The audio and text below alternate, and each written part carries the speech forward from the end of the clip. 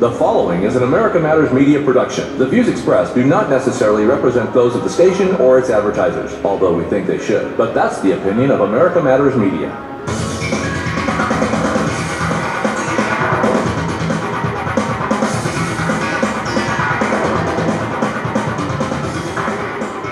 Hello and welcome to Talking Truth to Power. I am Jennifer Green. My co-hosts Brendan Trainor and Leland Faegre are here with me in studio in the beautiful America Matters Media studio in Reno Town Mall. And how are you? Beautiful. It is beautiful. It's very nicely done. And how's everybody this morning? Oh, just great. Yes. Yeah, it was a beautiful drive in.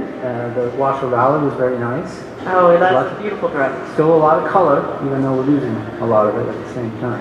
Yes, At and peak. that's right. It's getting chilly out there. Yes, and today is November 2nd, year of our Lord 2018, and it is the last day of early voting. Yes, and it's the second to last day of daylight savings time. Oh, I forgot about that. That's right.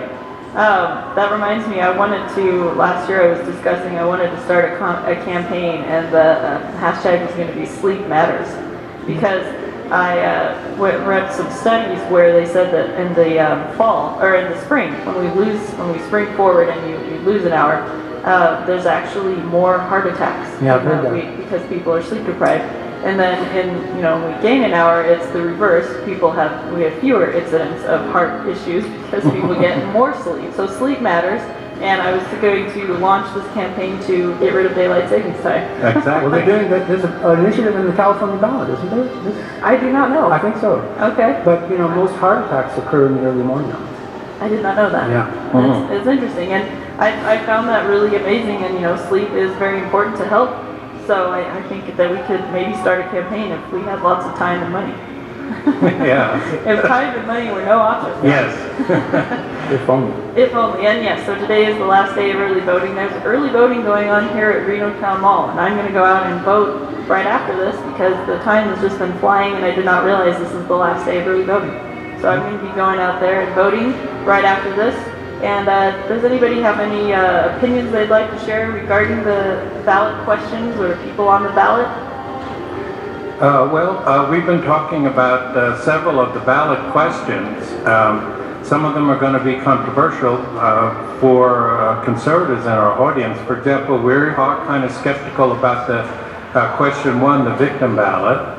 Yes, we were talking about that, and that's it's based on a California law, which makes it suspect right off the top. Marcy's law. Yeah. Several states are considering it, though. Yes. Not just here. Yes, and it's about giving rights to crime victims, and that's how they've been selling it. When I dug into it a little deeper, I was concerned about a couple things. One of those things being that we talk a lot about the victims of a crime, and we're discussing that before there's actually been a conviction.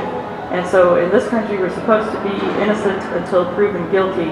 And so who the crime victims are is kind of, I have a problem with that because before there's a conviction, we can't really be sure. And then also, and we could be giving rights to people who, I don't know if they're victims, and we don't know if they're victims of this particular person because they have the so-called perpetrator has not been convicted of a crime.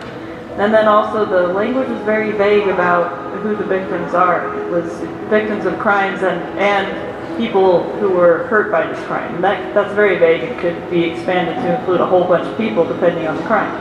So I didn't know on that one. Yeah, so when in doubt, I would suggest you probably should vote no unless you're absolutely sure you want to put that in our Constitution and expand state power around it. Well, all things being equal, what I noticed was that the initiative was opposed by the KCKQ. Yes. Whose founder was Roger Baldwin, and placed in someone's yearbook way back that communism was the goal. So therein lies, I think, a big part of who's opposed and who's against, who favors the amendment. That's always interesting to look up and see who opposes things and who's in favor of them. And I like to look at endorsements of candidates for the same reasons. Yeah, but the ACLU is not always wrong. I mean, it's too bad that they seem to be trending somewhat towards opposing hate speech now, which would be a real, contradiction to their mission, their original founding mission. to protect all speech under the First Amendment, but hate speech, what is hate speech depends on who you talk to. Exactly. And the definition of what that is. yeah. It's very, very vague and open to interpretation. But just because they were founded by communists, the communists weren't always wrong in their ideas and principles. It was their implementation of them that was very, very wrong. No, actually, both were wrong. Well, Both are unnatural. well, Marxism itself, of course, is a faulty economic. Yeah. Yeah, it is. But I mean, the idea of, for example, the Government managed schools? well, no, but they were bound Central up. banking? They were bound up against neocolonialism in a lot of ways, against colonialism, like Mao and That all was that. just convenient. Yeah, well, It wasn't a legitimate part of the philosophy. Nor does it address the intent. I mean, the intent was to effectively, they knew it was a bankrupt approach to civilized order. They knew that. It was just designed to upset. It was designed to... oh yeah, well, I carry no brief for the Bolsheviks or the communists in general, but the fact is that, you know, that a lot of people have those ideals, but the implementation of those ideals through state power is what's wrong. Yeah. Well, and I think that a lot of the ideals, perhaps, you know, over time they evolve, and then the people who pick up the cause might have different reasons for that were not originally, you know, not everyone I'm sure who's part of the ACLU are communists, Right. or that's their, you know, belief system. No, but it was Roger Baldwin. Oh, I'm not going to dispute that, definitely. So do you support the Marcy's Law then, in Leland? Or you... I'm leaning towards it. It's not really clear to me if it's really going to make that much of a difference. Right. That's, like I said, my biggest concern with it is that it is, to me, we're discussing crime victims of people who have not been convicted of crimes. That's a big problem. You know, we have to stick with the presumption of innocence. That's a big one for me. Mm-hmm. And then, let's see. So let's move on. So state question 2 is amendment to the sales and use. Oh, we are coming up on a break, so we can talk about this more afterwards. But this is talking about... But to finish the thought on the ACLU, just Yes. because I didn't realize we were going to move on, is that Alan Dershowitz has nothing good to say about the ACLU these days. Of all people. Of all people. That is interesting. Well, and I mean, that's the ACLU. Sometimes I find myself agreeing with them, sometimes not. Well, there is a question in Nevada we can lead off the discussion with that the ACLU has been active in, and I agree with. So. All right, this is Talking Truth to Power. We'll be back, discuss more right after the break. The Green and Succeed. Or almaclinic.com, making affordable health care less of a pain. This is America Matters Media on AM 1180 KCKQ, A loaded broadcast station. the power of radio since 1967. To join the conversation, call 844-790-TALK. That's 844-790-8255. Now, back to the show. Welcome back to Talking Truth to Power. I am Jennifer Green, and I'm here with Brendan Trainor and Leland Faegre, and we are here in the America Matter Media studio in Reno Town Mall, and we've been discussing the ballot questions. And do we want to continue discussing some of these, or we're also talking about the 14th Amendment? Oh, well, that's coming. All right, so let's maybe finish up with some of the ballot questions. I wanted to make a point, though, that one thing the ACLU is doing that I very much agree with is that they've sued the state government to provide more support for public defenders, especially in rural Nevada. And if the government is going to spend money and tax and spend, it should be to promote a constitutional right, and you have a constitutional right to adequate counsel. So I think that's a good thing that they're doing. All right, and do we want to have any further discussion, or should we just move on to another question? I don't want to. No, okay. Shut down debate. That's for sure. Not what I'm here for. We can gavel that in. All right. All right. That's what I should do. I should run this with Robert's Rules of Order. No, all right. Okay.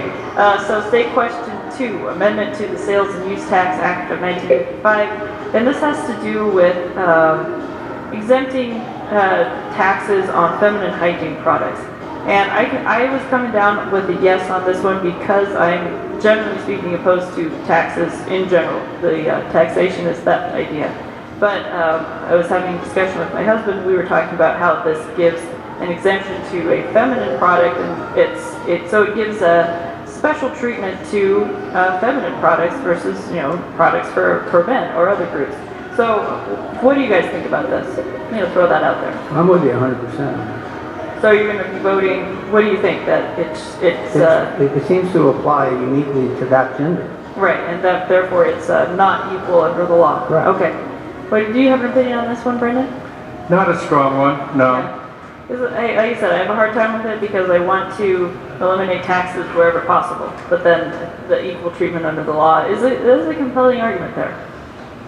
All right, so let's move on to question 3. This one has been in the media quite a bit. We're talking about, shall Article 1 of the Nevada Constitution be amended to require the legislature to provide by law for the establishment of an open, competitive electric energy market that prohibits the granting of monopolies and exclusive franchises for the generation of electricity? Any opinions? Yeah, question 3. Well, it sounds good, but again, putting it into the Constitution is not the wisest way to go. This should be a statutory law that would start to deregulate it, the energy market. And I'm all for energy deregulation. I think that we should deregulate energy, especially sources, including nuclear, which is one of the bones I have with Senator Heller, and the whole Nevada thing that's become enshrined that Nevada is not a wasteland and all that. And then meanwhile, Russia is providing 75% of the world's nuclear power, and Westinghouse has declared bankruptcy. So With uranium that we've sold. yeah, exactly. I think Craig, the engineer, wanted to hop in here with a comment. I believe that part of the problem with everything on this question is that our energy situation is already regulated in our Constitution. So this would break it up so that it could actually do other things in the future, not just be limited to the one, because that's, I believe, what our Constitution says right now is that we are one provider. Right. But the problem is, regardless of the leveling the playing field for competition, will competition come about? Who's going to take on Warren Buffett into that way? I just don't see it happening, and it didn't happen apparently in several other states where it was attempted. Well, actually, Texas, they have, in the Dallas-Fort Worth area, they have 110 providers. Their kilowatt hour is 4 cents per kilowatt hour less than ours. We're 11.4 and they're at 7.4. Yeah, that makes it very tempting, doesn't it? Yeah. It does. So the only way to really fix that, you're saying, Craig, is to amend the Constitution? Correct. Because right now, we're limited to 2 providers in the state. One for the north, one for the south. So if Elko wanted to get could get better electricity from Utah, they couldn't. Right. They're limited to NB Energy in the north. I think that's the case in California as well. That's why you have PG&E to the north and Southern California Edison in the south. Except they have done some deregulation and added more, I believe. So in more geographic areas. Yeah, that does make it a lot more tempting. I question why that's even in our state constitution. You might not want to just yet vote on that subject. Yeah, I might have to look that one up. Let's do some further discussion or research. Or come on back and amend your vote. Oh wait a minute, you can't do that. Right. Well, and so that is interesting. Let's see, state question 4. Oh, were we done with that one? Okay. It's up to you guys. Yep, it's up to everybody. All right. So state question 4 is about exempting some medical equipment, oxygen delivery equipment from taxes, from tax upon the sale, storage, use, and consumption of tangible personal property related to this medical equipment. And I'm voting yes on that again because I don't like taxes. I don't like taxes and licensing fees in general. And I appreciate that because that means I can get my CPAP without having to pay tax on it. There you go. And I don't think that kind of stuff should be taxed. And stop me if I'm wrong, but didn't we vote on this previously? It sounds very familiar to me. A lot of time, I believe some of the stuff has to come up twice. A couple of years ago. But I believe we did vote on this before. Anything that's a constitutional amendment has to go before the House once or twice, and then before the people for the final vote. Or twice to the people and once to the Okay. How long you lived in Nevada, Craig? Almost all my life. There you go. Good stuff. All right, so and let's see. What about this one? The amendment. So, state question 5. This is about whether or not when you go to the DMV, that will automatically be registering you to vote. How do we come down on this I'm one? definitely opposed to that. Yes, I am as well. What do you think, Brendan? I'm opposed to it. All right, unanimous opposal. And the reason is you just don't want to make it easy for people to vote. Right. You want to make it a bit of a hurdle.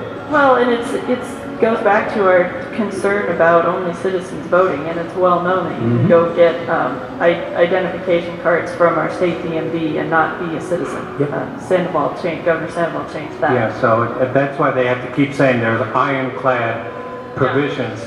You know, whenever some government says there's an ironclad provision, and then you know that it's going to be Full of holes. penetrated. Just full of holes. Well, there's a thing in there right now because, you know, until you turn 18 you can't vote, but you get your driver's license at 16. But it's automatically set so that it knows that you're not legal to vote. To vote, right. Well, and yeah, that's an interesting question too, right there. And I have a problem with the fact that you can join the military and you can drive, but you can't drink. We're going to trust people to carry rifles and shoot at other people, but we're not going to trust you to drink. Hold a can of beer. Right. So yeah, I think that's a whole discussion right there. So let's move on. State question 6 actually is kind of like it's similar to question 3 because we're talking about. Well, no, I guess it's not. So question 6 is about whether or not the state constitution should be amended to require, starting the calendar year 2022, that all providers of electricity services who sell electricity have to have a certain percentage from renewable energy. What do you guys think about that? Again, when this government sets targets for an economic good, those targets are never going to be met, and there's going to be a lot of problems trying to implement the targets. Yeah, it should be a marketplace decision. I agree. That's all there is to it. And again, with Texas and the way they've done things, they have a requirement right now that by 2022, I believe it's 50%, just like this is going to be, very similar, and that they're already at 19%. They're progressing greatly. So those two questions kind of do go together, I think. Well, it's interesting, and I mean, I would like to see that we have more renewable energy. That would be fantastic, and I think it's a no-brainer in this state, easy with the wind and the sun that we have here. And I kind of would rather see this be like you said, a marketplace decision versus the government mandating that it be so. But I mean, I would definitely like to see it. Well, yeah, if it's economical, again, because I don't believe in the primary reason for global warming that is given by the left, that it's CO2 emissions, and rather I believe it's solar activity that is driving climate change, and we're probably going into a cold period for the rest of the century and not a warm period. I think it's an argument that just doesn't hold water, so I think it's economic viability, not top-down targeting and control. Right. Was that an intended pun? I should be hearing a round of applause about now. That was very good, Brendan. Yes, we should have one of those applause buttons. That was very good. Okay, and then the last question on my ballot is a Washoe County question about raising property taxes. And I didn't get too far in reading that before I said no. Yeah, that's about the end of that. Yep. All right. So, yes, if you haven't gotten out and voted yet, and if you're not, if you haven't voted yet, you're probably being bombarded by phone calls and text messages to go do so, like I am. Yes, every day. Yeah, it has not stopped. And has anybody here already voted? No, I always wait for you. Okay, what about you, Brendan? I haven't. I'll probably go with you. Okay, yeah, because I'm wondering if after I vote it's going to stop. We'll see how accurate the database collection is. Well, it turns out you can't amend your vote. So Yeah. That's right. you have to be certain about what I have you're to doing. be certain. I voted a week ago, Yes. Monday, and I have not received a robocall or anything since. Woohoo! Well, see, now that's motivation to vote right there. If you didn't have enough, now you have that. But the robocalls will stop. All right, and I don't know if we want to do any discussion of candidates. Does anybody have any opinions? Because we are coming up on a break, but we can. Okay. I don't know, if anybody wants to, we can, and this is Talking Truth to Power. We are coming to you live from the American Matters Media Studio, where there's voting going on right now, and we're going to go outside and vote after this. And no lines. That's right, actually, there aren't any. All right, we'll be back right after the break. Hi, this is Shannon with Lancaster Auto Care. Join Lady J for Smooth Jazz 2000. Join me Saturdays, 10 to noon, here on America Matters. Are you shy and don't want to talk on the air? Text us your questions or comments to 775-237-2266. Hi, and welcome back to Talking Truth to Power, Nevada's Freedom Talk Radio. I am your co-host, Brendan Trainor, an award-winning columnist. I'm here with Jennifer Green and Leland Faegre. And we are here today discussing Nevada politics and the upcoming election. And you can catch us every Friday from 9 to 10 a.m. on 1180 a.m. in Nevada. And all across the world, to all 4 billion people on the internet, America Matters media streaming is at www.americamatters.us. And so we were going to continue on a bit with the elections. With the election, yeah, I want to just discuss a little bit about the people running. I know we've talked a lot about the two big races, of course, the states or the Senate. Dean Heller versus Jackie Rosen are your main two-party candidates, and then also the other big one being the governor. So for the Senate, I'm going to be voting for Dean Heller. It's kind of a hold nose and vote because I'm not a huge fan of Dean. He's done some good, some not so good. To me, he's kind of a finger to the wind politician. Always has been. He always has been. Margaret Thatcher would call him wobbly. Yeah, and he always has been, and that's why they're so easy for them to nail him about being spineless, because he's been that. Yep. But I do think that Jackie Rosen would be a lot worse, especially on Second Amendment rights and civil rights in general, or citizen rights. I don't trust her with those. So because I think it will be a close race, I'm going to be voting for Dean Heller in that one. And then it's kind of the same situation with the governor's race. Not totally comfortable with everything that Black Salt stands for, but I really don't like his opponent, Steve Sisolak. So I'm going to be voting for Black Salt on that one. Yes. And I agree with you, Jennifer. That's basically where I stand. Although it is said that Rosen is strong on marijuana rights, which I didn't realize until recently, and I don't know whether it's totally true, but basically my objection to her would be foreign policy, while Dean Heller sometimes votes with the Freedom Caucus against foreign interventions, and sometimes, like you said, is wobbly. Jackie Rosen, I feel, would be very much a strong neocon in the Senate. We don't need another neocon in the Senate. I think she would be. I mean, the ads have done a lot to try to wed her to Nancy Pelosi. I think there's some significant concern there that she would most likely, she's a junior senator. She would do what they told her. And I don't have anything to add to what either of you said, except that I would clearly establish the California relationship to both of those candidates, Sisolak and Rosen. That's like bringing California in. That ongoing Californication. Lieutenant Governor, I'm going to be voting for Janine Hansen, the Independent American Party candidate. The Republican is Michael Roberson. I am not a fan of Michael Roberson. He's very much supportive of the huge tax increase that occurred, the commerce tax. He fought tooth and nail for that, and I'm not a fan of his at all. That's good insight. And then Cato Institute, the libertarian think tank in Washington, issued a report card on all the governors, and they gave our governor of Nevada, Brian Sandoval, a D. And that sounds about right. Yes, for raising taxes, and that's why I can't get so gosh darn enthusiastic about the Republicans, because every time they control everything, they shoot themselves and the people in Nevada in the foot and raise taxes. But I think we're in a different era now. This is the Trump. So I don't think that's going to be the case. Well, we'll see. Well, if it is, then obviously the case has to be. Well, and if Laxalt does get elected, I mean, the government grew by 17% under state government under Yes. Sandoval. And that's true. And yes, the Republicans controlled the governorship and both houses here in the state and have the largest tax increase in the history of the state. And one thing that concerns me about Laxalt, he has allied himself with Roberson. And that concerns me. We will see what happens with that. That ticket stuff is always stinky.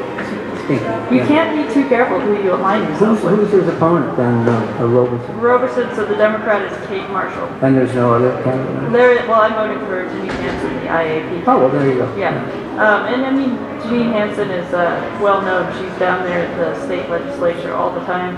She's very much, she does do a lot of good work on behalf of freedom down there. She's very, very religious and very conservative in some ways.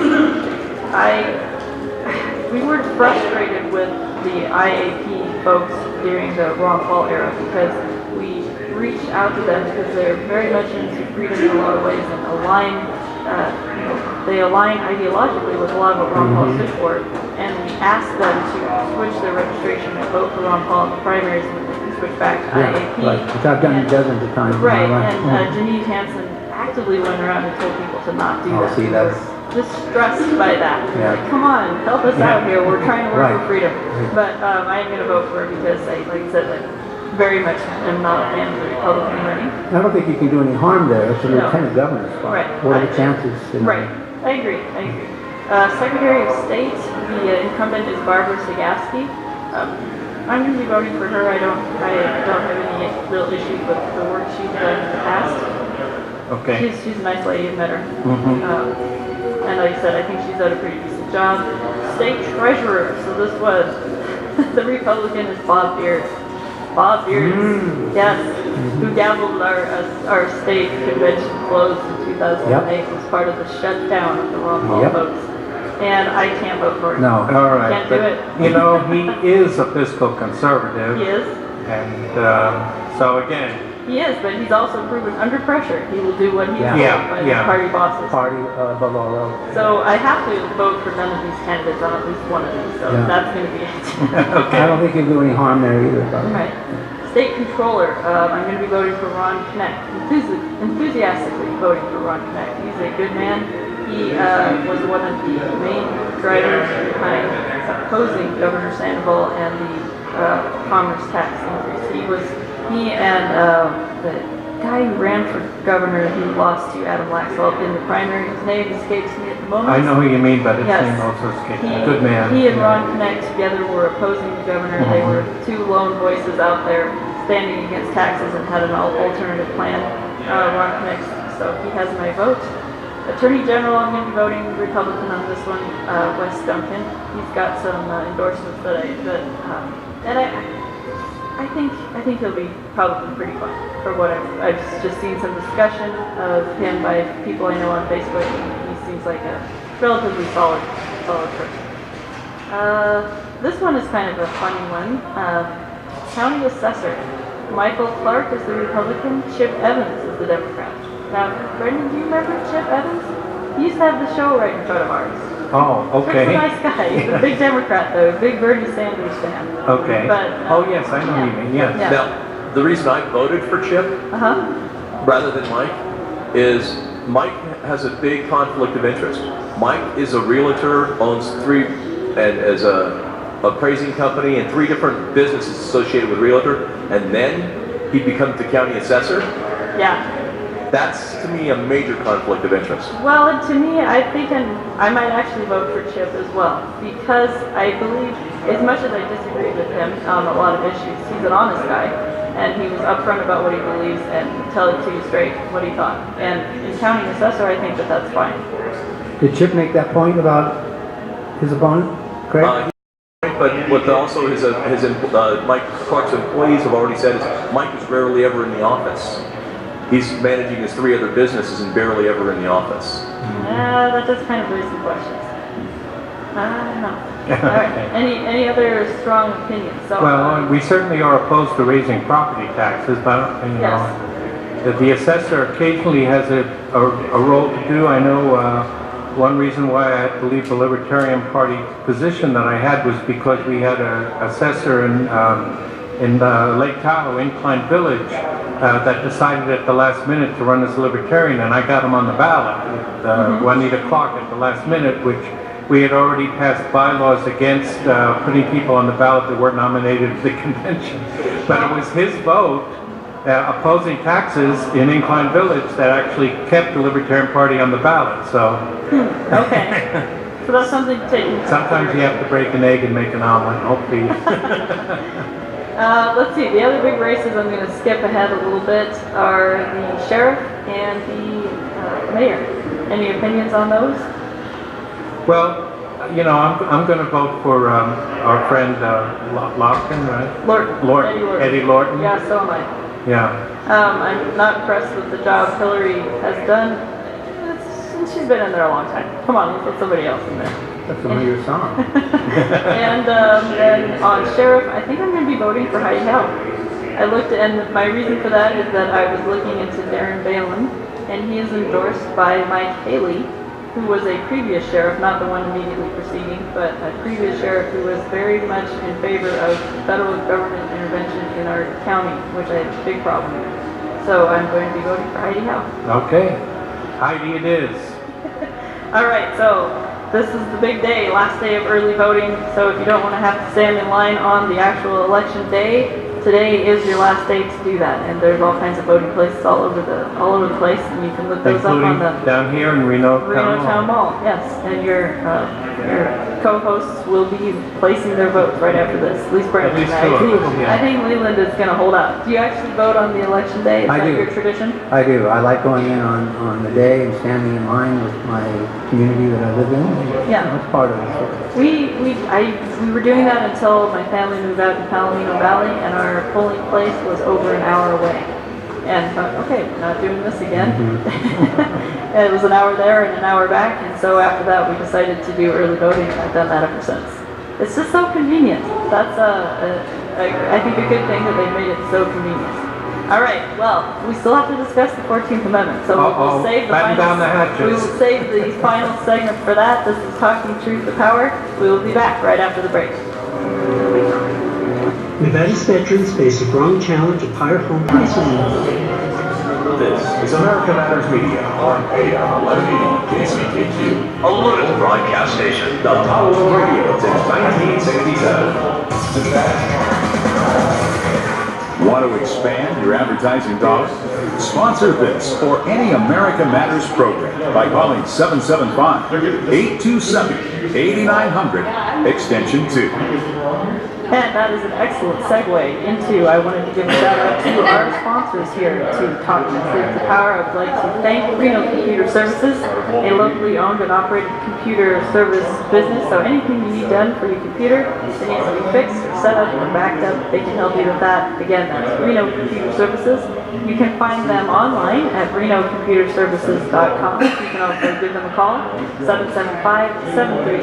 775-737-4400. A locally owned and operated business, great family runs that business, and we really appreciate their sponsorship. Again, that's Reno Computer Services, and you can find them online at renocomputerservices.com. And they're not far from here. They are not. They are right down the street at 500 Ryland, Suite 200. Okay. And I also wanted to say we are live at americamatters.us. You can find the link there to stream the show live. You can also find us on Facebook. Just search Talking Truth to Power.